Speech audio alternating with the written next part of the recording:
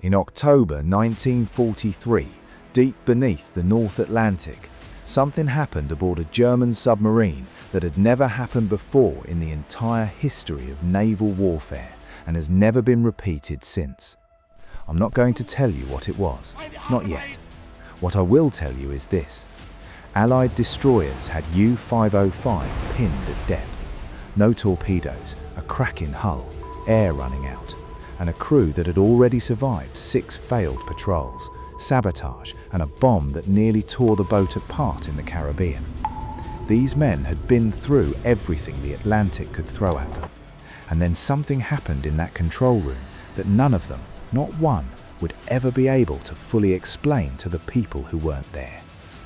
There was one other person in that room, someone with no uniform, no rank, no loyalty to anyone aboard, someone with nothing left to lose by seeing clearly what the others couldn't afford to look at. She saw everything. If you want to know what happened to the captain of U-505 on the 4th of October 1943, stay until the end. It is worth it, I promise you that.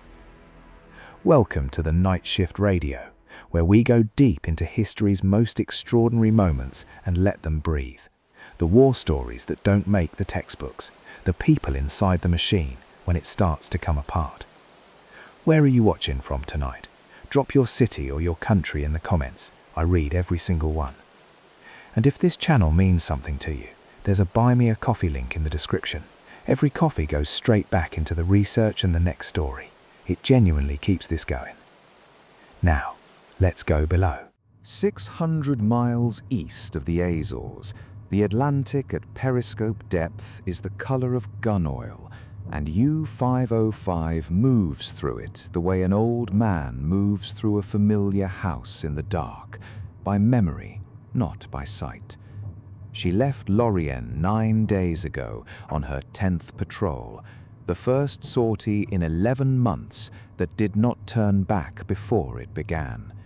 6 times before this one, sabotage or simple bad luck had sent her limping home within days, until the joke among the flotilla's other crews had hardened into something closer to pity than humor, that whatever else became of the war, Zschech's boat would always find a way to come home. The crew aboard her do not say this aloud. They have learned that naming a small mercy is the surest way to lose it. In the control room, the boat's pulse is audible if you know how to listen for it. The soft creak of pressure hull at depth, the metronome click of the gyro compass repeater, the unhurried breathing of 11 men who have stopped flinching at sounds that would stop a stranger's heart. Zschech does not look up from the chart table when he speaks. This has become his habit since the Caribbean, since the bomb that tore the deck gun loose and very nearly took the boat with it. Paper has never yet disappointed him. Depth steady at 60 meters, Herr Captain. Trim is good. Brandt reports the port shaft bearing running 2 degrees warmer than yesterday, within tolerance. Within tolerance is not the same as well, Lange. Have him watch it. Already logged, Herr Captain. 2 berths aft, in the space the medical orderly normally claims, an Englishwoman sits with her knees drawn up against cold steel, mending a torn glove with a needle she was permitted to keep only after Brandt vouched twice that it could not be sharpened into anything worth fearing. 5 days ago, U-505 surfaced beside the wreckage of a torpedoed hospital ship, and of the 40 souls in that black water, the lookouts found 1. 5 days, and you've not once asked when we're putting you ashore. I assumed the answer would be one I didn't want. I'd rather not collect disappointments before I need them. Holm has spent the war listening to the silence between transmissions for the thing that shouldn't be there, and he hears something in her silence now that he doesn't yet have a name for. Not fear exactly, but the particular stillness of a person doing sums she isn't ready to say aloud. He lets it go without comment, the way a careful man learns to. Forward, in the petty officer's mess, 18-year-old Matros Albrecht Noss sits with a letter read so many times the creases have gone soft as cloth, while machinist Hans Brandt checks gauge readings with the unbothered patience of a man counting his own pulse. Brandt, the bearing that's running warm, does that kind of thing get worse quietly, or does it warn you first? Everything on this boat warns you first, boy, if you know its voice. The trouble is, most men only learn the warning sound after they've heard the other one. That's not exactly reassuring. Wasn't meant to be. It was meant to keep you listening. At the chart table, Lang watches his captain's hand move across the plotted course, steady, precise, betraying nothing, and tells himself, as he has told himself every day since the Caribbean, that steadiness is the same thing as strength, because the alternative is a thought he is not yet permitted to finish. Bring her to periscope depth at the next watch change. I want a clean horizon before we run the schnorkel. An hour of good air is an hour we didn't have yesterday. Take it. It is the closest thing to optimism anyone aboard has heard from him in 9 days, and Lang, recording it carefully in the log, does not yet understand that he is writing down the high water mark. The schnorkel run comes at the turn of the watch, the diesel exhaust fouling the air below with a taste like a struck match held too close to the tongue, and for 40 minutes the boat breathes properly for the first time in 2 days. Brandt stands by the induction valve the entire time, one hand resting on the housing, as though he could feel through steel what the gauges might miss. He has learned not to trust gauges alone, not since the Caribbean, when every needle on the panel insisted the hull was sound for 11 minutes after it stopped being true. He has learned, in fact, not to trust anything alone, not steel, not paper, not a captain's calm. Battery is at 91%. Air sweet again. If the sea stays kind another 20 minutes, we'll have what we need for 2 more days submerged. 20 minutes is a long time to sit fat and blind on the surface, Brandt. It is. I didn't say I liked it. I said we needed it. Above them, Voss stands the lookout watch with binoculars that have begun to feel, after 9 days, like an extension of his own arms, heavy, faithful, slightly numb. The sea is a hammered grey sheet under low cloud, the horizon close enough to touch, and for a long while there is nothing in it but weather. Nothing on the port quarter, nothing astern. If this is what the Atlantic's decided to give us today, I'm not going to complain. Below, in the narrow space she has come to think of as half-claimed territory, Margaret Ellis listens to the change in the engine note, diesel instead of electric, a sound she has learned in 5 days to read the way she once read a patient's breathing for the difference between sleep and something worse. You're on the surface. Briefly, charging the batteries, clearing the air, you get good at telling engine notes apart this far into a war. So do I. We had generators at the hospital that ran the same way.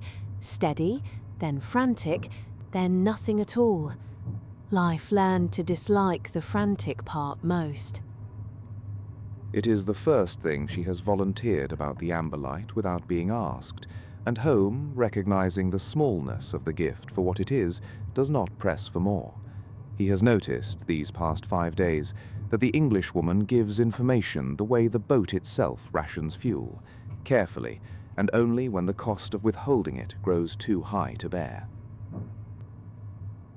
Then the alarm comes, not as a klaxon, but as a single word from above, flat and over-loud in the way trained voices go when the thing they are reporting is exactly the thing they have rehearsed not panicking about. Masts, bearing 010, closing. Voss's binoculars find them a half-second later, two shapes low and grey against the cloud line, growing with the particular wrongness of something that should still be distant and isn't, the wake behind each one a white seam stitched fast across the grey water. Clear the bridge. Dive, dive, dive. All hands below. Flood negative, take her down to 80 meters. The boat goes under in the controlled chaos of a drill performed for real, men moving past each other in corridors built for one body at a time, valves spinning, the deck tilting forward under their boots as the sea closes overhead like a door. In the silence that follows, engines cut to electric, every unnecessary sound stilled by the particular discipline of men who have done this more times than they have counted. Holm presses the hydrophone headset to his ears and finds, threading through the ordinary static of the sea, two distinct screws, turning fast, turning toward them, growing louder with the patience of something that already believes it has won. Twin screws, Herr Captain. Destroyer pattern. Bearing confirmed. They have us, or they will inside the hour. Silent running. The order has stripped the boat down to its smallest possible self. No unnecessary machinery, no raised voices, no boots where bare feet will do. And in that imposed stillness, time aboard U-505 stops behaving like time at all. Above them, somewhere, the destroyers are quartering the water in a search pattern. Holm reads through his headset the way a man might read another man's pacing through a wall. Each turn and each pause, its own small sentence in a language only he is fluent in. In the forward torpedo room, empty of torpedoes since the boat's last failed engagement, Voss sits against a tube housing with his knees drawn up, and finds Margaret Ellis already there, in the one corner of the boat, narrow enough that two people sitting in it are obliged eventually to speak to one another. You're not supposed to be forward of the control room without an escort. Brand's orders, not the captain's, and Brand is currently occupied, not panicking about a bearing. I came here because it's quieter than where they put me, and because I find I think more clearly in rooms built for things that explode. Voss laughs before he can stop himself, a short, startled sound, immediately smothered with a hand over his own mouth, as though laughter were another thing the silent running order had outlawed. That's a strange thing to find funny under these circumstances. Most things are, eventually. You get the same with shrapnel wounds. Nurses laugh at things civilians would find obscene, because the alternative to laughing is the other thing, and the other thing doesn't keep the ward running. He studies her in the dim red battle lighting, trying to place her, not her nationality, which is plain enough in her vowels, but her age, her steadiness, the particular quality of a person who has already stood close to the worst thing that can happen and found it survivable. He is 18, 3 weeks past his birthday, a fact no one aboard has thought to mark. He has not yet had that experience, and some unspoken part of him suspects he is about to. My mother wrote that our priest says the war can't last past spring. I want to believe him. I'm not sure I do. Not anymore. Not since the bomb in the Caribbean took half the foredeck off, and I watched Brandt and the others weld it back by hand, like the sea was something you could simply patch. Priests say a great many things they want to be true. I learned that in a different way than you did, but I learned it. The sea isn't patient or impatient, Voss. It's just there, the way it was before any of us, and it will be there after. That's not comfort. I don't have comfort to give you. I only have what's true. It is not the answer he wanted, and it is, he realizes slowly, exactly the answer he needed. The first wholly honest thing anyone has said to him in 9 days that wasn't dressed first in reassurance for his benefit. Why didn't you ask to be put off at the first port? We could have risked it. Brandt said the captain offered, back when we first pulled you out.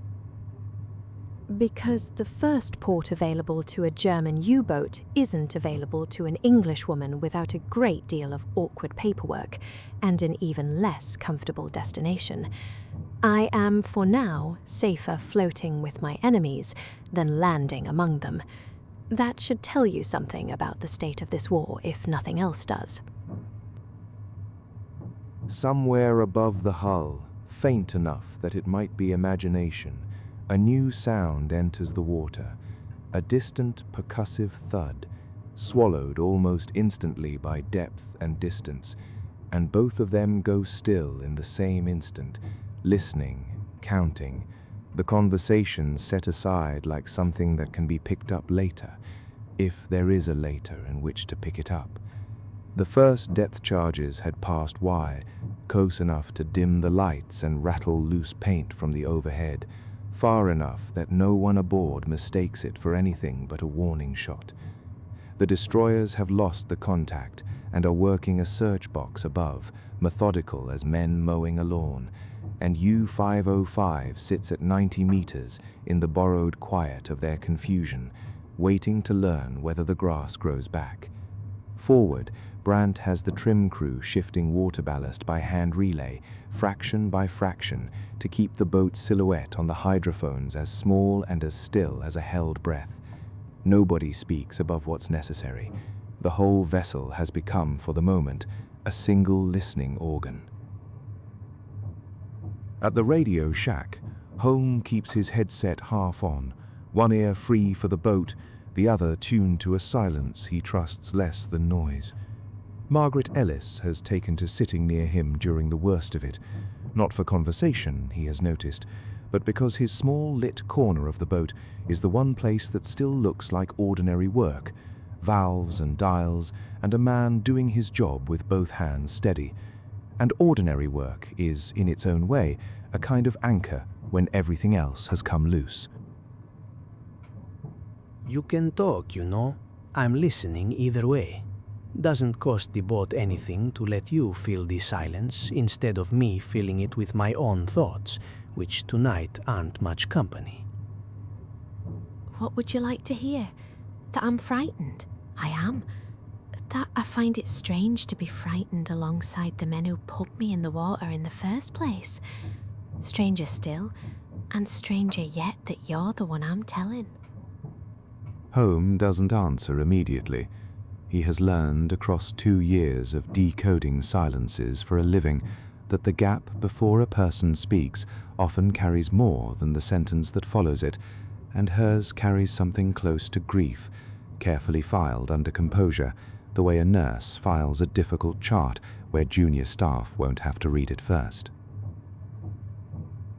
For what it's worth, I don't think the captain put you in that water on purpose. The amber light wasn't ours to begin with. Wrong flag, wrong convoy lane, bad information from somebody 3 desks removed from anyone aboard either ship. That's meant to comfort me, I think. It's meant to be accurate. I leave the comforting to people better suited to it. Through the curtain dividing the radio shack from the control room, both of them watch Captain Zschech study the attack plot with a stillness that has, over the past 2 hours, become something other than calm, a held breath dressed up as composure, the kind Holm recognizes because he has spent a war listening for exactly that distinction in other men's voices, and has rarely been wrong. The captain's right hand, Holm notices, has found the edge of the chart table and has not moved from it in some time, gripping rather than resting. Lange, the moment they widen that search box, I want to know before they do. Understood, Herr Captain. Holmes on it. It is an unremarkable order, the kind any competent commander might give, and yet Holm finds himself cataloguing it anyway. The third time in 2 hours, Zschech has asked for the same reassurance in different words, as though the answer might change if only the question were phrased correctly. Each time, Lang answers with the same patient steadiness, and each time, Holm thinks, the steadiness costs the first officer something small that he cannot afford to keep spending. Is that normal? Asking the same thing 3 times? No, but I'd rather you didn't repeat that to anyone, not even to Voss, who notices more than he lets on. Some things are easier to live with at this depth if nobody says them aloud first. By the 4th hour, the search box above them has tightened rather than widened, and Holmes' careful arithmetic of bearing and cruising speed produces an answer none of them wants confirmed aloud. The destroyers have not lost the contact at all. They have simply learned to be patient about finding it again. 2 sets of twin screws, working a slow figure 8 directly overhead, like men pacing a corridor outside a door they know is locked, but mean to open eventually.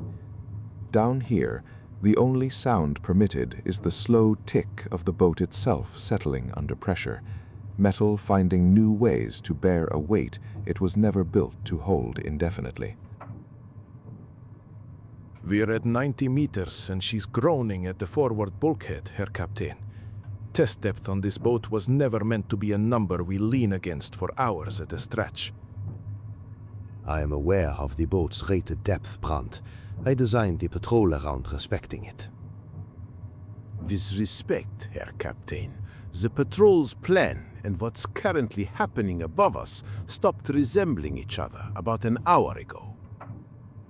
The silence that follows is the kind every man in the control room has learned to read as dangerous, not because anyone raises their voice, but because nobody does, and the absence of argument from a man like Brandt, who has never in 9 months been short of one, says more than the argument itself would have. Voss, at the plainsman station, keeps his eyes fixed on his dials with the exaggerated concentration of a boy pretending very hard not to be listening to officers above his rank disagree. Herr Captain, if he holds this depth and this heading, they'll have a firing solution within the hour. If we go deeper, we buy time, but we buy it against the hull. And if we surface and run longer, they cut us to pieces with their deck guns inside 10 minutes, and every man aboard this boat dies in open water instead of dies trying. I am aware of every option available to us. I have been aware of them for the past hour. It is the first time he has raised his voice in 9 days, and the sound of it in the confined space lands wrong, too loud for the room, too raw for the man everyone aboard has learned to expect calm from. And in the half-second after it, Zschech's hand goes briefly to the holster at his hip, the gesture of a man checking that a familiar weight is still where he left it, before he catches himself and lets the hand fall back to the chart table's edge, as if it had never moved at all. What was that? Nothing. Habit. Officers carry sidearms. He's checking his is secured before depth changes. That's all it is. He says it with more certainty than he feels, because the alternative, naming what he actually saw in that half-second, the particular way a man's hand finds a gun, the way another man's tongue finds a missing tooth, is not a thought he is ready to let leave the radio shack. He files it instead, the way he files everything, against a day when it might matter more than it does right now. Take her to 120 meters. Rig for silent running, full discipline. Nothing above a whisper from any compartment. We hold there until they tire of the search or until I judge otherwise. 120 meters, aye, Herr Captain.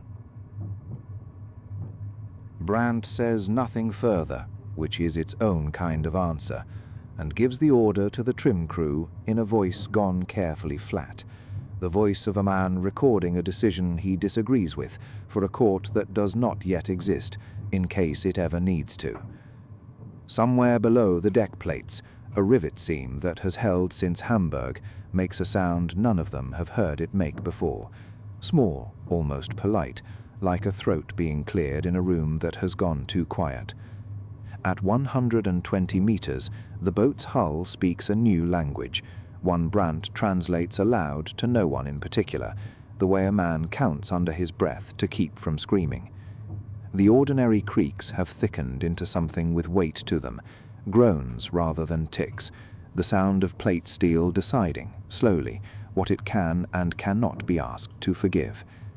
Condensation beads along every cold pipe and drips in a private arrhythmic percussion that no amount of discipline can silence, because water, unlike men, takes no orders from anyone aboard. Forward bulkhead seal at frame 19 is sweating. Not flooding, sweating. That's the hull telling us it's thinking about it. What happens if it stops thinking and decides? Then you'll know it before I tell you, because the whole boat will know it at once, and you won't need translating for that conversation. Holmes' hydrophone gives him the first hard number anyone has had in an hour, bearing, range, closing speed, and behind the numbers an unmistakable second contact joining the first, a third set of screws easing into the pattern overhead with the unhurried confidence of reinforcements arriving to finish a job already half done. He counts the engine notes twice before he reports them, the way he always does, because being wrong about this particular kind of arithmetic is not a mistake the boat survives twice. Herr Captain, a third escort has joined the search. They are no longer hunting blind. Someone above has a fix on us close enough to be worth a second pair of ears confirming it. 3 of them now, for one boat with no torpedoes left worth firing. They must think very highly of us.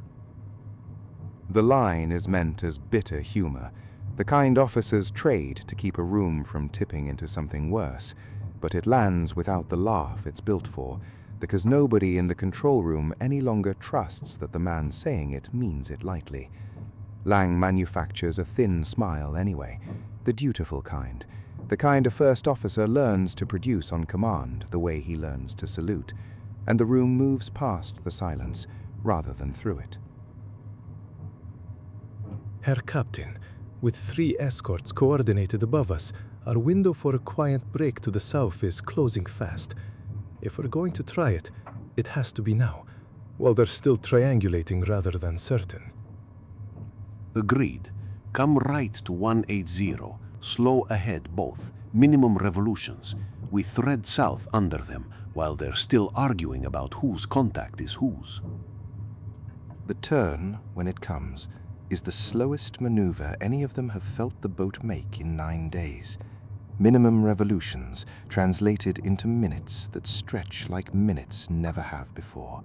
Every man aboard aware that speed and silence cannot be had together, and that the choice between them has just been made for all of them at once, by one man, on the strength of arithmetic only he and Holmes fully understand.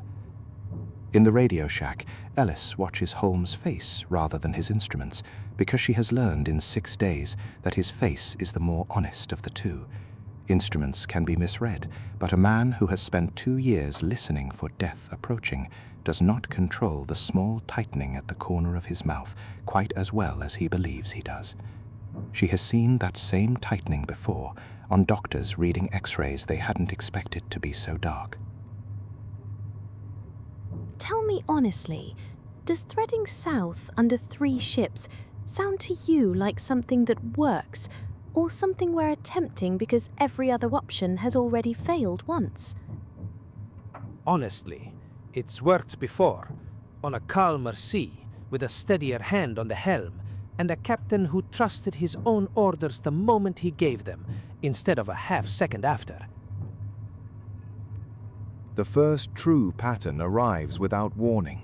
4 charges set shallow and close, and the sound of them is nothing like the rumor of distant thunder the newer hands had been told to expect. It is a fist closing around the hull from every direction at once, a pressure felt in the teeth and the sternum before it is heard in the ears at all. The boat does not rock so much as flinch, every loose object aboard leaping an inch from where it sat, as though the sea itself had reached in through the steel and shaken the whole vessel by the collar, once, hard, to see what would come loose. Glass shatters somewhere aft. A junction box showers sparks before someone smothers it with a wet cloth, and in the sudden dark that follows the failing of half the control room's lighting, 11 men and 1 Englishwoman hold themselves as still as the act of breathing will permit, waiting to learn from the silence whether the hull has kept its promises. Somewhere, a loose tool rolls the length of the deck and comes to rest against a boot, and the small, ordinary sound of it is for one absurd moment the loudest thing any of them have ever heard. Report. All compartments, report. Forward room, no flooding. Engine room, Brandt reports a cracked cage glass, nothing structural. We held, Herr Captain, we held the line. Zschech does not answer immediately, and in the half-darkness his face is unreadable in a way that frightens Lang more than any visible damage could, because a captain's silence after good news should sound like relief, and this silence does not. It sounds, Lang thinks, and then refuses to let himself finish thinking, like a man disappointed by his own survival. That was close. That was... Brandt, was that close? Close enough that I'm not going to lie to you and say otherwise. Breathe, Voss. In through the nose, slow. You're no use to this boat passed out cold on the deck plates. In the radio shack, Ellis has both hands pressed flat against the bulkhead, less for balance than for the simple animal need to touch something solid, and finds Holm watching her with an expression she has not seen on him before. Not fear exactly, but the look of a man recalculating, quickly, how much worse this is than what he told her a moment ago, and deciding in the same instant how much of that recalculation she actually deserves to hear. Don't lie to me either, Holm, please. How many more of those can this boat actually take? Honestly, I don't know, and I've stopped pretending I do. What I know is they'll come again within the half hour, closer this time, because that first pattern was them finding the range, not losing it. They're learning our depth, the way a man learns the dark room he's been locked in, by touch and patiently. Silence in the boat, all compartments. We give them nothing more to find us by. How long do we hold like this? Hours? As long as it takes, and not a second longer than that. That's the only honest answer anyone aboard can give you right now, so stop asking the others for a better one. He says it correctly, by the book, in the voice the manual prescribes, and yet something in the cadence has come loose since the order before it, a half-beat of hesitation between command and conviction that only Ellis, watching from the curtain's edge with a stranger's unsentimental clarity, allows herself to fully notice and name, if only inside her own skull, where naming it costs nothing yet. She thinks of Ward's sisters she once watched hold a ward together through a bombing raid by sheer force of bearing, and wonders, not unkindly, whether this captain has run out of whatever it is they never seemed to run out of. 6 hours under silent running has thinned the air aboard U-505 into something that no longer quite satisfies the lungs, a staleness that settles behind the eyes and turns ordinary thought into wading. Brandt has stopped trusting the carbon dioxide gauge entirely, and instead watches the men themselves, the way Voss's hands have begun to shake faintly at rest, the way even Lange's clipped sentences have grown a half-beat slower than they were that morning. The body, Brandt has learned, lies less than instruments do, and a boat full of men breathing the same air in a closed steel tube for the better part of a day has, in his long experience, perhaps 2 further hours of good sense left in it before something else entirely starts making the decisions. Herr Captain, we need air inside 3 hours. 4 at the absolute outside. Past that, judgment starts going, before the gauges even confirm it's gone. Noted, Brandt. We surface for the schnorkel the instant the contacts above thin out enough to risk it. Not a minute before that. It is Lang who raises the question none of them have spoken aloud, choosing the moment with the deliberate care of a man who has rehearsed it twice already in his own head and still isn't certain it should be said at all. He has always believed that the right procedure, raised at the right moment, protects everyone involved, the boat, the crew, even in its own cold way, the woman the question concerns. He believes this less than he did an hour ago. He says it anyway, because believing less is not the same as believing nothing. Herr Captain, a word, privately, on the matter of the Englishwoman's air consumption against our own crews. I raise it only because someone aboard eventually will, and better it comes from me, with respect intended, than from a rating with none. Say what you mean, Lange. We don't have air to spare on careful phrasing either. I mean that if the air runs out before we surface, 11 German lives and 1 English prisoner are not, in the Kriegsmarine's accounting, equally weighted, and I would rather this command have considered that arithmetic carefully before it's forced upon us than during it. The silence that follows has a different texture than the silences before it. Not tactical, not the held breath of men waiting on a depth charge, but the particular quiet of a room realizing it has just heard something it cannot unhear, regardless of what the captain says next. Voss, at the plainsman station, finds he cannot look at Lange directly, and finds worse, that some small, unwilling part of him had been doing the same arithmetic before Lange ever said it aloud. She stays, Lange. We are not yet a vessel that murders its prisoners for the sake of an extra hour's air, and the day we become one is the day I no longer recognize this boat as mine to command.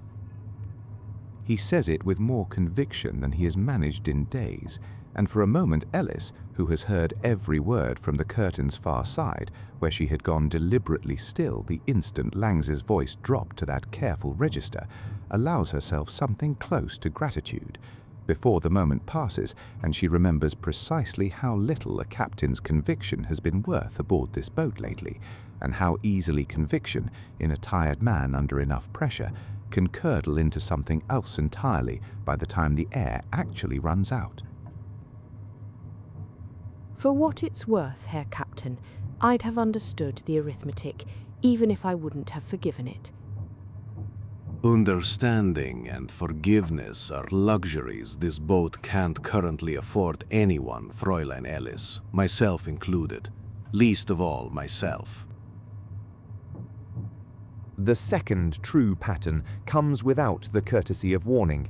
8 charges set in a tightening bracket, each one closer than the last, the boat lurching hard enough that men grip whatever is bolted down and trust the rest to luck.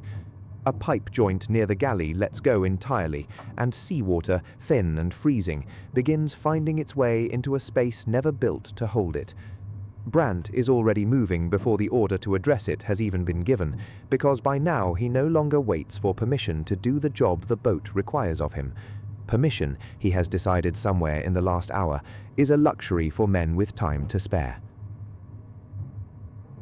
Forward galley junctions flooding, slow but steady. I can have it sealed inside 10 minutes if nothing else interrupts me, and I'd rather nothing did. Take the men you need. Lange, Adjust trim to compensate for the ingress until Brandt has it sealed. It is the correct order, delivered at the correct moment, and yet Lang, waiting for the bearing and angle that should follow it as a matter of course, waits a beat too long before realizing the numbers aren't coming, that Zschech has given the shape of a command without the substance, and is staring instead at the depth gauge as though it has just said something to him personally, something none of the rest of them are permitted to hear. Herr Captain, trim adjustment, bow planes or stern, your call. We need the figures now, not after Brandt's already sealed the leak. Yes, of course. 5 degrees bow planes up, hold trim until Brandt confirms the seal. The order, once it comes, is correct, but the silence before it was 3 full seconds long, an eternity measured against the boat under active attack, and 3 seconds is more than long enough for everyone in the control room, not only Home, not only Ellis, but Voss at the planes and the helmsman beside him, to have noticed and to have understood, without a word spoken between them, exactly what they noticed. It travels through the compartment the way bad news always does aboard a submarine, not as speech, but as posture, a dozen small adjustments of attention that add up to a single shared and unspeakable fact. Did he just... Leszek? That's enough, Voss. Eyes on your planes. Understood, Herr Oberleutnant. The rebuke lands harder than the moment requires, because Lange needs it to, needs the sound of his own authority filling the gap that has just opened in the room, the gap where everyone's confidence in their captain used to sit uncontested.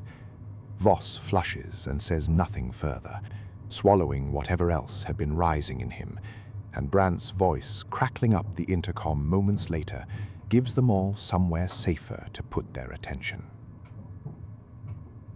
Seals holding. Trim's compensating well. We've bought ourselves some time, Herr Captain, though I won't pretend to say how much.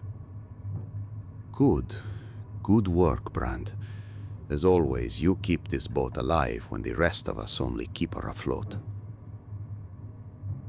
He says it to the chart table rather than to the intercom, and his hand, Ellis notices from the radio shack's curtain, has found the holster at his hippodane, not gripping this time, only resting there, the way a man's hand rests on something he has already, somewhere beneath conscious thought, begun to think of as a destination rather than a precaution. She has spent 5 days learning to read this crew's smallest tells, the way she once read a ward's vital signs, and this particular tell, she understands with a nurse's cold and unwelcome certainty, is the kind that does not reverse itself once it has properly begun. The destroyers above have gone quiet for the better part of an hour, neither departing nor attacking, a stillness that should feel like mercy, and instead feels like the specific kind of silence a predator keeps when it has simply decided to wait the prey out rather than chase it further. Brandt uses the lull to move through every compartment in turn, checking seals with his bare palm, trusting his own skin over any gauge the boat still has working, because gauges, unlike palms, have never once told him the truth a second too late to matter. He finds Lang alone at the aft escape hatch, ostensibly inspecting the wheel mechanism, in fact simply standing somewhere the captain cannot see his face, and Brandt, who has known Lang 3 patrols now, long enough to read the difference between a man working and a man hiding, closes the watertight door behind him before he speaks, because some conversations a U-boat simply cannot be permitted to overhear in full. You saw it too. 3 seconds, maybe 4 before he found the order. I'm not asking you to say it aloud. I'm telling you I saw it, and I'd rather you knew that I did than have you wondering alone whether anyone else noticed. I don't know what you think you saw, Brandt. The captain gave a correct order under fire. That's the whole of what happened, and that's the whole of what goes in my log. Then why are you standing in the one compartment on this boat where nobody can watch you decide whether you believe your own log entry? Lang doesn't answer at once, and the not answering tells Brandt everything the words would have, which is, in its way, a relief. Proof that the first officer's silence is not blindness, but the particular discipline of a man choosing, deliberately, what he is and isn't yet ready to carry, the way a soldier learns to ration grief in the field because there is no safe place yet to set it down. If it happens again, if there's a moment when the order doesn't come and the boat needs one regardless of who's meant to give it, I need to know you'll back whatever I do next without making me explain myself first. There won't be time for explaining, not down here, not with the contacts this close. You don't need to ask me that, Lange. You've had it from the day you took this commission. I just needed to hear you say it was coming, so I'm not the one improvising blind when it does. Neither of them names what it is. Neither of them needs to. The word has been sitting in the boat's recycled air for hours now, breathed in and out by every man aboard, without once being spoken. And naming it, both officers understand without discussing it, is the one thing that would make it irreversible before it has to be.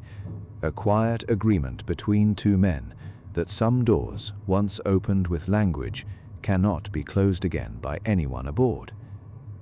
Forward, unaware of the conversation taking place 3 compartments away, Voss sits beside Ellis again in the empty torpedo room, both of them listening to the strange new silence above, with the particular dread of people who have learned that silence, on this boat, has stopped meaning safety and started meaning something closer to a held breath before bad news. Everyone's being very quiet about something. More quiet than usual, I mean. Have you noticed? I have. I've nursed enough wards to know what a room sounds like right before someone admits a thing they've all already privately decided.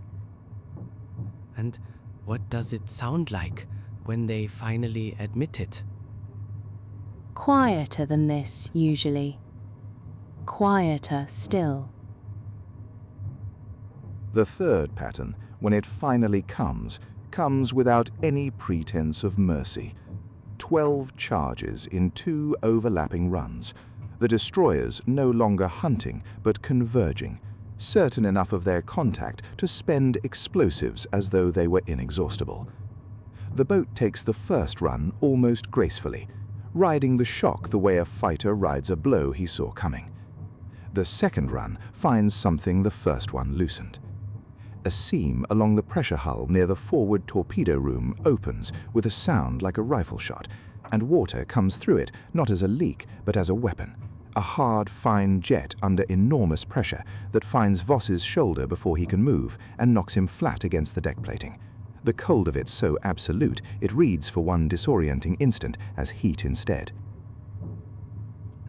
Forward hull breach, frame 9. Get me wood and mattresses now. Every hand that isn't already holding something vital to this boat.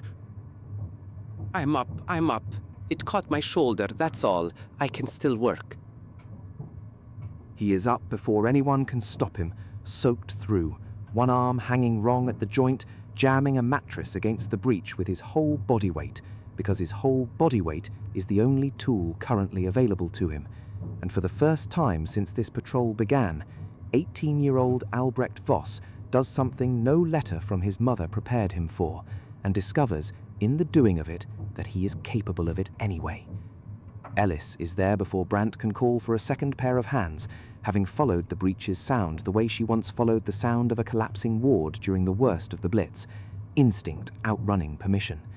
She does not ask before she acts, only kneels and adds her own weight to the timber bracing it, her bare palms going numb almost instantly against the cold-soaked wood.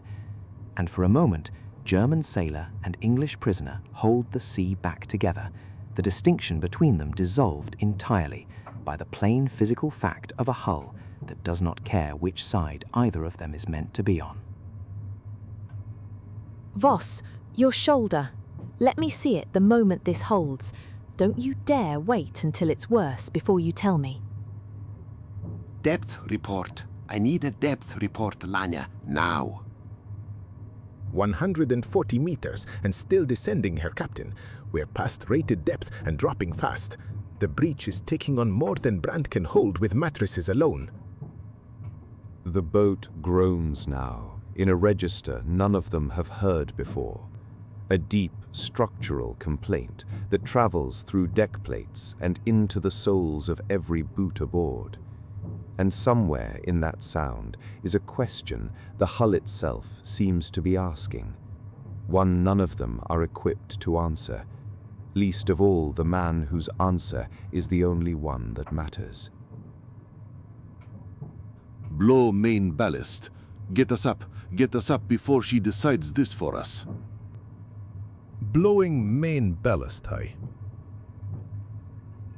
The order is sound, the execution is sound, and for one suspended moment the boat seems to listen, her downward plunge slowing, arresting, the depth gauge's needle trembling at its lowest mark, like an animal deciding whether to bolt.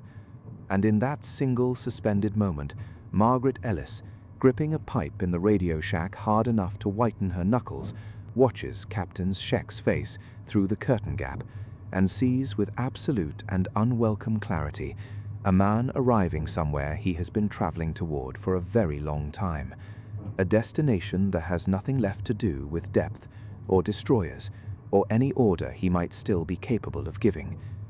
The depth gauge holds. For 3 full seconds, the needle sits steady against its lowest safe mark, and the boat, bleeding water forward, straining at every seam, 12 charges still settling through the water above her like the last of a storm passing, does not go down any further. It is, by any measure that matters to the men still fighting to keep her afloat, a victory, however small, however temporary, however undeserved it might feel to the man who has just won it. Captain Peter Zschech straightens at the chart table.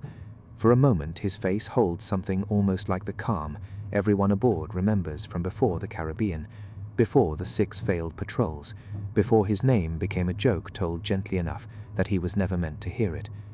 Then, without raising his voice, without any visible struggle, he draws his service pistol from his holster. You have her, Lange. You've had her for some time now. What happens next happens too quickly for any single account of it to be entirely trustworthy, and in the years that follow, the men who were in that control room will each remember it slightly differently. Brandt will remember the sound before he remembers seeing anything at all. Voss, soaked and shaking from the breach, will remember only the silence that came directly after, the way it seemed to swallow even the groan of the hull. What none of them will disagree on is this: it was over in less time than it takes to draw a single full breath, and their captain chose it, alone, with nobody's hand on his but his own. Home, frozen at his headset, with the destroyer's fading screws still threading through one ear, will remember most clearly the silence in the other ear. The boat itself, every man aboard suddenly and absolutely still, as though the control room had, for one terrible instant, forgotten how to make any sound at all. He will think, later, of all the small warnings he catalogued and never spoke aloud, the holster, the 3-second pause, the hollow note that had crept into a once promising captain's voice across 9 impossible days, and he will wonder, for the rest of a long life, whether naming any one of them sooner might have changed what the room is now being asked to carry. He will never arrive at an answer he trusts. Don't look at it, Voss. Look at me. Look at me. That's it. She is across the control room before she has decided to move, the only person aboard whose hands are not already required elsewhere, kneeling beside the boy, not because there is medicine left to offer, but because there is, in the absence of medicine, still the older and plainer work of keeping a frightened person's eyes fixed on something that isn't the worst thing in the room. I have the boat. All compartments, I have the boat. Brandt, the breach, now, before anything else. Helmsman, maintain heading. We are not finished. We are not finished yet. His voice, when it comes, is steadier than any of them have heard it in 9 days. Not because the steadiness comes easily, but because he has, without quite knowing the exact moment he decided it, understood that steadiness is now the only thing standing between this crew and the open water above them. And a first officer who has spent a war waiting to be tested has just discovered, in the worst possible instant, that the test has already begun without him noticing its start. Aye, sir. The breach first.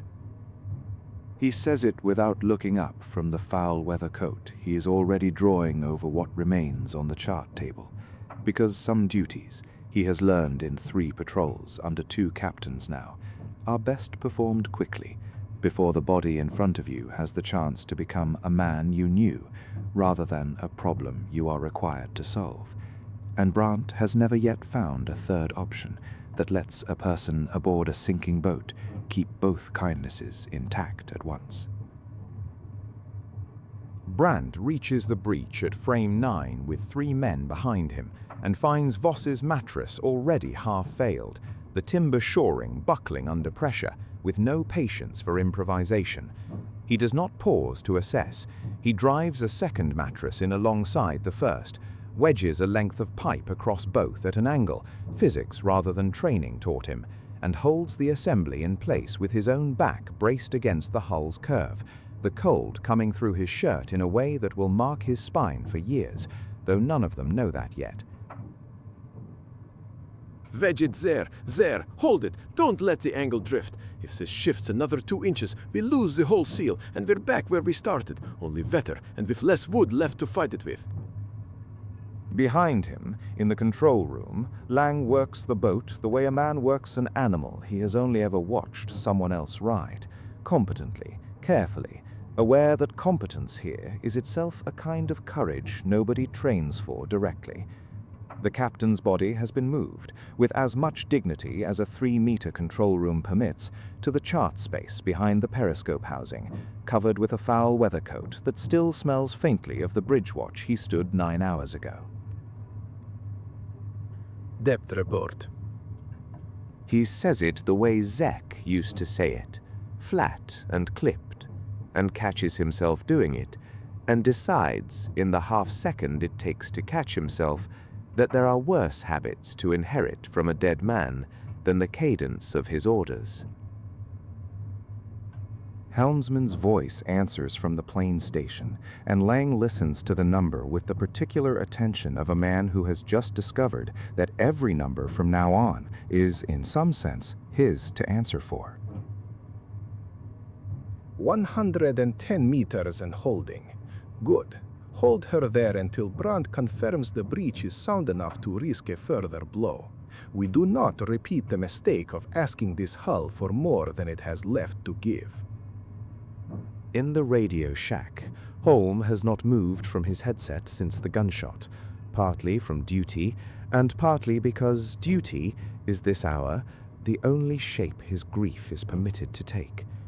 The destroyers above have gone strangely quiet, 2 sets of screws idling rather than hunting, as though even they had felt something pass through the water just now that gave them pause. Contacts are holding position, not closing.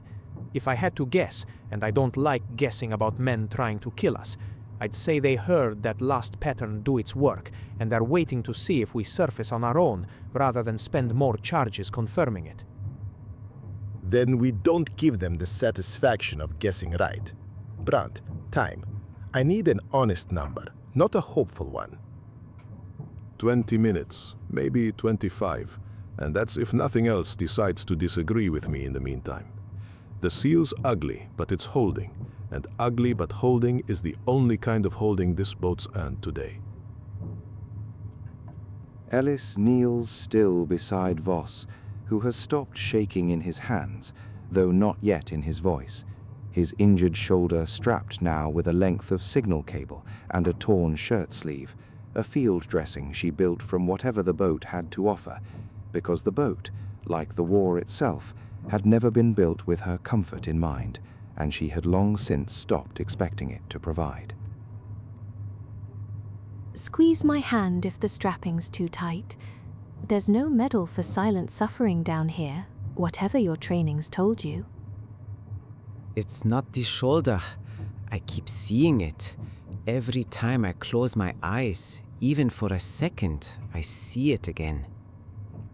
I know. That doesn't go away on a schedule anyone can promise you, and I won't lie and tell you otherwise. But it does change shape, eventually. It stops being the only thing in the room with you. That's the most honest comfort I have, and I'd rather give you that than something prettier and false. Above the curtain, unseen by either of them, Lange allows himself for exactly 4 seconds to stop being first officer and simply be a man who watched his captain die an arm's length away. And then the 4 seconds end because the boat has no further seconds to scare him, and he turns back to the depth gauge with a steadiness that costs him everything he has left to give it.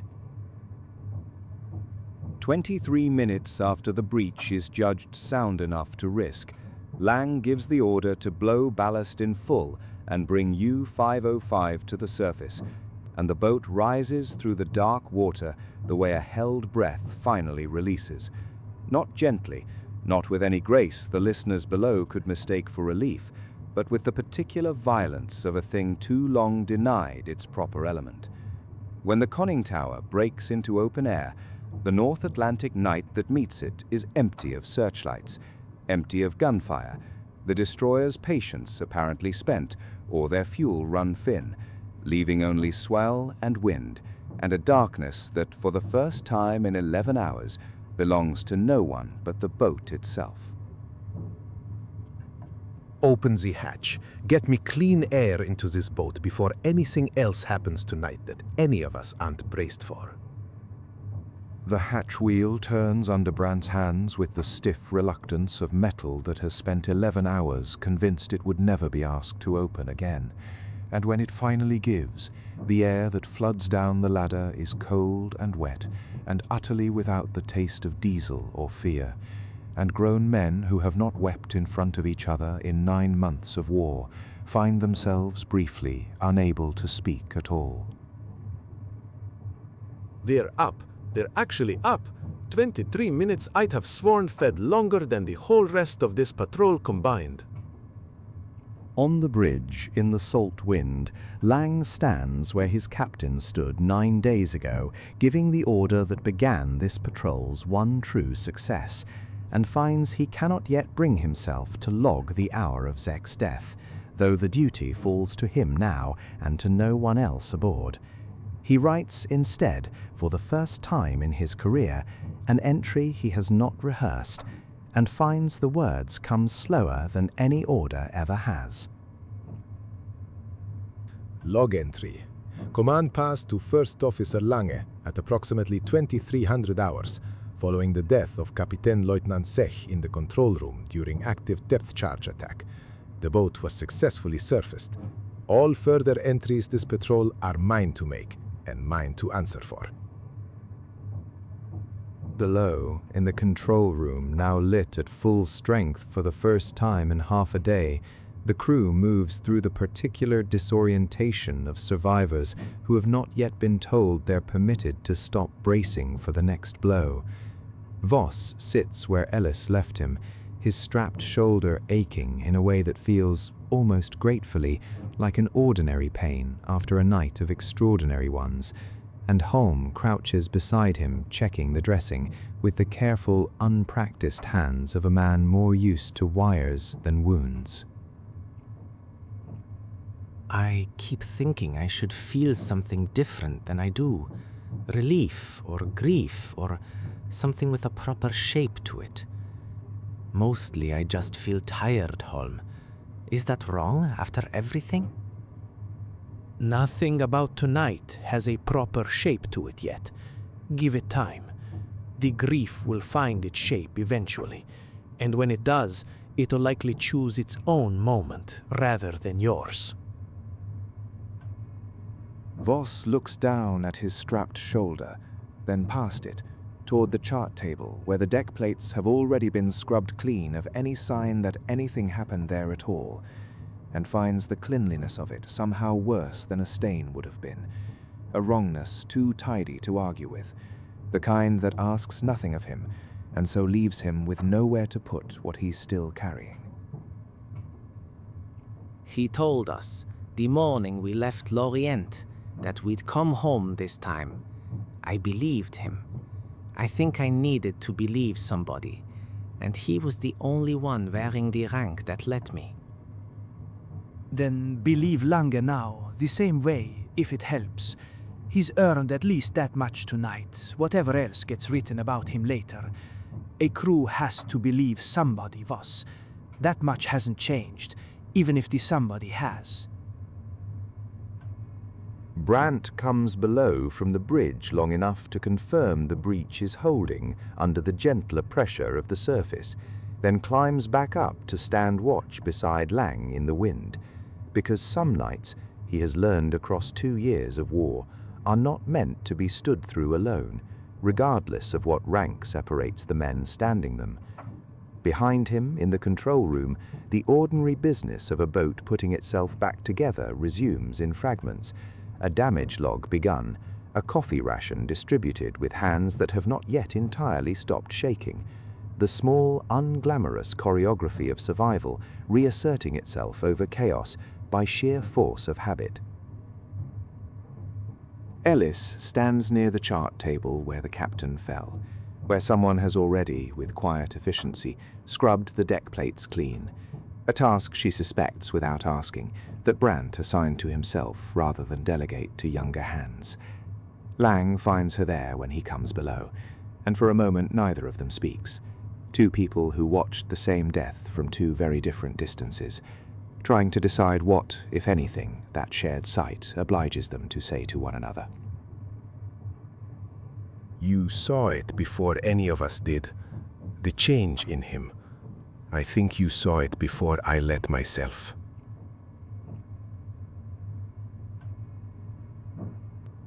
I've watched men decide to die before, Oberleutnant. Quietly, in beds, over weeks, long after the wound that should have killed them had already healed. It has a particular face. I recognized it on your captain 3 days ago and told myself it wasn't my place to say so aloud, on a boat that wasn't mine, to a crew that wasn't mine. I've wondered since whether that was cowardice dressed as manners. Would it have changed anything if you had said it? I don't know. I've found in this war that's the answer to almost every question that begins with, would it have?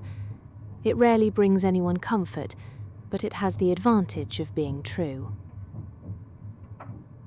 Lang holds her gaze a moment longer than protocol or instinct would ordinarily permit between a German officer and an English captive, and finds, to his own quiet surprise, that he no longer has the energy to police the distance between them as carefully as the man he was 9 hours ago would have insisted upon. Some boundaries, he is beginning to understand, do not survive a night like this one intact, and not all of them deserve to. For what it's worth, Fräulein Ellis, and I recognize it may be worth very little coming from this boat tonight, I intend to see you safely ashore at the first port where that's honestly possible, not as a captive any longer, as a debt this crew owes you, whether the Kriegsmarine's paperwork ever records it as one. She does not thank him, not in words, because 11 hours have taught her that some gratitude is better held privately than spoken where it might be misread as something it isn't. But she nods, once, and the nod carries its own particular weight, the weight of two people who have each, in their own separate ways, just survived the same night by holding very still and watching very closely, and have not yet decided what that survival is going to cost either of them once the engines settle and there is finally, mercifully, nothing left to listen for. Above, on the bridge, Brant watches the horizon for any return of the searchlights that never come, and finds himself thinking, not for the first time tonight, that the sea has a way of taking exactly what it means to take and leaving the rest of a man to carry on regardless of whether he feels entitled to. He does not yet know how he will write tonight's events into the engineering log, what language exists for a hull that held and a captain who did not, and decides for now that the honest answer can wait until the coffee in his hand has gone properly cold. History recorded what the men of U-505 could not yet know that night, standing on a borrowed surface under a sky finally empty of search beams, that Captain Lieutenant Peter Zschech's death in the control room on the 4th of October 1943 would stand as the only suicide of a U-boat commander confirmed to have occurred during active combat in the whole of the war. A single, irreversible fact among thousands of unrecorded ones, the kind that survives in official reports precisely because it refused to be ordinary. Kurt Lang, standing in this telling for the historical first watch officer who actually assumed command that night, his name altered here as every name on this boat's company has been reshaped slightly around the true bones of the record, brought U-505 home to Lorient and was decorated for it, and never once, in any account that survives him, spoke at length about the 4 seconds it took. The patrol that followed this one did not go well, nor did the one after that, and the official record is unsentimental on the matter. Morale aboard U-505 continued to erode through the winter and into the following spring, the boat's reputation within the flotilla curdling further with every return to port, until command of her passed again, this time to a young and largely untested officer named Harold Langer, no relation to the man who held her together this one impossible night, under whom she sailed her final patrol in the early summer of 1944.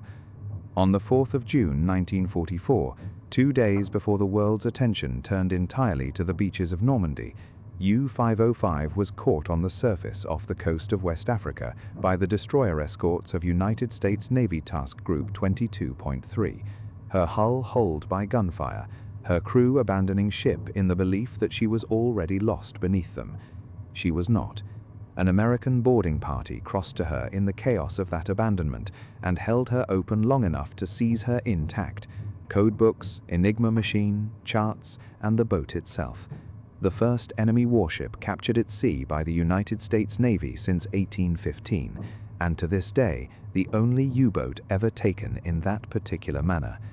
Of her crew, 58 men survived the capture. 1 did not. U-505 herself was towed first to Bermuda, then eventually to Chicago, where she rests still today, hauled up from saltwater onto dry land at the Museum of Science and Industry, a steel hull built for the bottom of an ocean, now standing instead beneath a roof, in electric light, where school children walk her narrow corridors without once having to learn the particular weight of the silence that used to live there. The control room where Peter Zschech died is preserved more or less as it stood that night. Chart table, gauges, the close grey walls, though no plaque records the 4 seconds, nor the hand that steadied the boat in the minutes after, nor the Englishwoman who is not, and never was, written into any of it. Some rooms keep their history in steel and brass, others keep it only in the people who were there, and in the quiet, careful telling, long after, of what the steel could never say for itself. Nurse Margaret Ellis appears in no surviving muster roll, no captured log, no after-action report filed by any vessel on either side of that October engagement. She is not a historical figure, and this story does not claim her as one. She is a fiction laid carefully alongside a true and terrible night, built to ask a question the documented record cannot answer on its own. What does it mean to be the one person aboard a stinking certainty with no uniform to protect and no command to defend, and to watch with absolute clarity what every other soul in that steel tube could not afford to see. If she has a truth to offer the listener, it is not a historical one. It is only this, that somewhere in every closed room where men make decisions too large for any one of them to carry alone, there is, sometimes, a witness who owes the room nothing and sees it anyway, whole. U-505 herself was towed first to Bermuda, then eventually to Chicago, where she rests still today, hauled up from salt water onto dry land at the Museum of Science and Industry, a steel hull built for the bottom of an ocean, now standing instead beneath a roof in electric light, where schoolchildren walk her narrow corridors without once having to learn the particular weight of the silence that used to live there. The control room where Peter Zschech died is preserved more or less as it stood that night. Chart table, gauges, the close grey walls, though no plaque records the 4 seconds, nor the hand that steadied the boat in the minutes after, nor the Englishwoman who is not and never was written into any of it. Some rooms keep her history in steel and brass, others keep it only in the people who were there, and in the quiet, careful telling, long after, of what the steel could never say for itself. U-505 never sank. She was captured, towed to shore, put on display. Today, school children walk her corridors in Chicago, the same corridors, the same control room, without knowing what happened there on the 4th of October 1943. Some rooms keep their history in steel, others keep it only in the people who were there. If this story stayed with you, share it, leave a comment, subscribe. That's how these stories find the people who need to hear them. And if you want to support the channel directly, the Buy Me a Coffee link is in the description. Every single one goes back into the next story. Next time on the Night Shift Radio, you've heard his name 1,000 times. You've seen the footage. You think you know the story. You don't know this one. This has been the Night Shift Radio. I'll see you in the dark.